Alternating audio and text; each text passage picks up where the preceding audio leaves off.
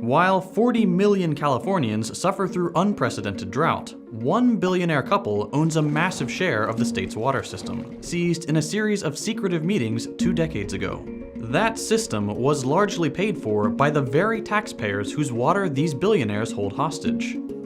Urban water systems are desperate for water, but in 2023, they'll receive just 5% of what they requested from the state. The Resnicks are the biggest farmers in California. As of 2007, they owned 4 San Francisco's worth of farmland. And nearly half of Americans buy at least one of their products. Their pistachios, their pomegranate juice, their mandarins, their flowers.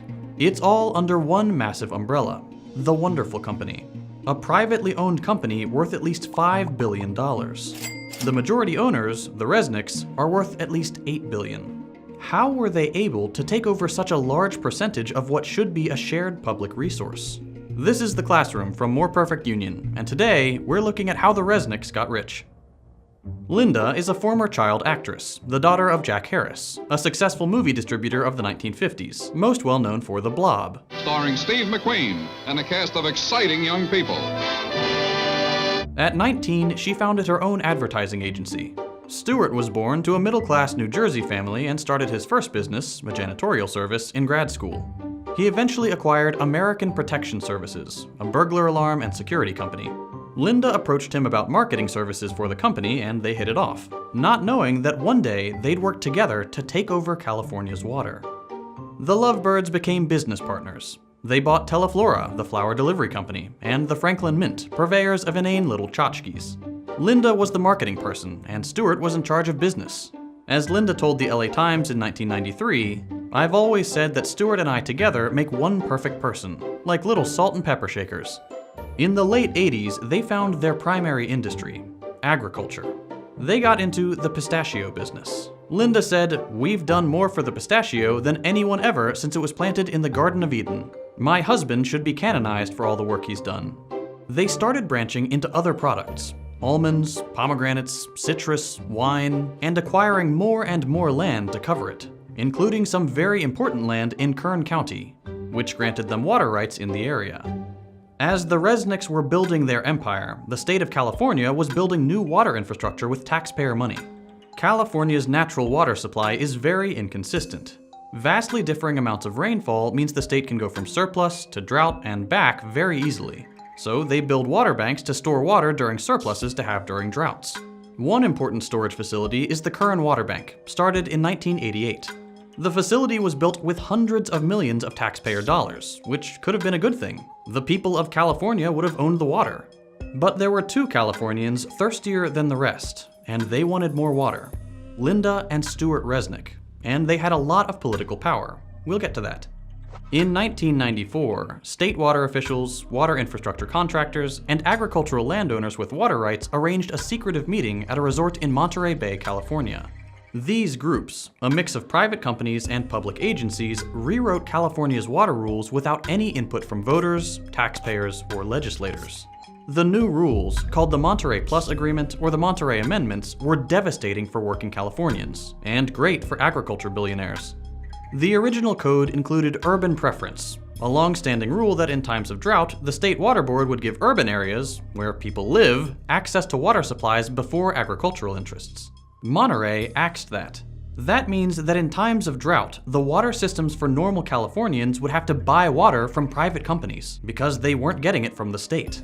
The new agreement also loosened regulations on paper water. That's water that doesn't necessarily exist anywhere but on paper. The full quantities of water that providers could have, but don't actually need to have.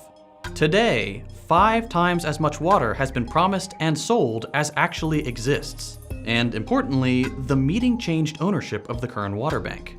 What once belonged to the state was transferred to a few private water contractors, one of which was Westside Mutual, a wholly owned subsidiary of Wonderful Foods. The wonderful employee who runs Westside, Bill Phillimore, is the chairman of the public organization that manages the Kern Water Bank. Boom. One secret meeting, and the Resnicks owned nearly 60% of an important California water resource, built with hundreds of millions of dollars in taxpayer money. The new ownership, combined with the rules on paper and surplus water, meant that during times of drought, the Resnicks could sell Kern water back to the state water systems. They took Californian taxpayers' water and sold it back to them, both literally as the water supply and also to grow expensive food like gourmet pistachios and pomegranate juice. They converted the people's water into products many can't afford. And that's just one water bank. The Resnicks also have control of other water boards and have been sued for directing more water towards their properties. So how do they get away with this Chinatown-level chicanery? Gonna be a lot of irate citizens when they find out that they're paying for water that they're not gonna get. With philanthropy. The Resnicks donate millions of dollars to politicians and research institutions, which help them secure control over water systems, and even get more water and more taxpayer funding. One important project is the proposed California Delta Tunnel, a taxpayer-funded project which would send water from Northern California to Central, where the Resnicks farms are. They've spent hundreds of thousands of dollars on state and federal legislation and politicians who support the tunnel project. But their favorite politician is Senator Dianne Feinstein. You come in here and you say it has to be my way or the highway. Chair of the Energy and Water Subcommittee. She's a close personal friend of the Resnicks, attending their holiday parties in Aspen and maintaining their financial interests. A quick look through the bills she sponsored shows several which would direct money to Kern-adjacent water projects. The Resnicks even ask her for things directly. When a pesky study about endangering salmon and shad fisheries threatened the Delta Tunnel, Stewart wrote a letter to Feinstein demanding a new study. She immediately forwarded it to the Obama administration, who agreed to spend $750,000 on a new study. It returned the same results as the first one. Can't buy science. But the Resnicks have tried.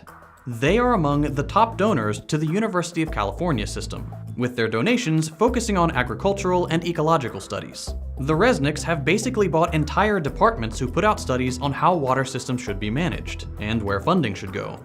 That leads to even more federal and state taxpayer dollars being used to fix up what the Resnicks profit off of. This is all bad for California, even in a capitalistic sense. Agriculture uses 80% of California's water, but only represents 2% of its GDP. The Resnicks' water monopoly is just one way their quest for wealth hurts the rest of us. They allegedly lobby for increased tensions with Iran to keep embargoes on superior Iranian pistachios. Their giant crops lead to monocultures which kill important pollinators. They siphon taxpayer dollars into the company town charter schools they own, set up to train children to work for their farms. And of course, like any company of this size, they exploit their workers. We need to treat water for what it is: a necessary public resource, a human right, and something that shouldn't be owned by anyone, and work towards legislative change that stops people like the Resnicks from stealing it. Thank you for watching, and don't forget to like and subscribe. We'll be covering the stories of other billionaires and multimillionaires to examine the policy failures that made them rich, as well as the worker-empowering stories and explainers you're used to.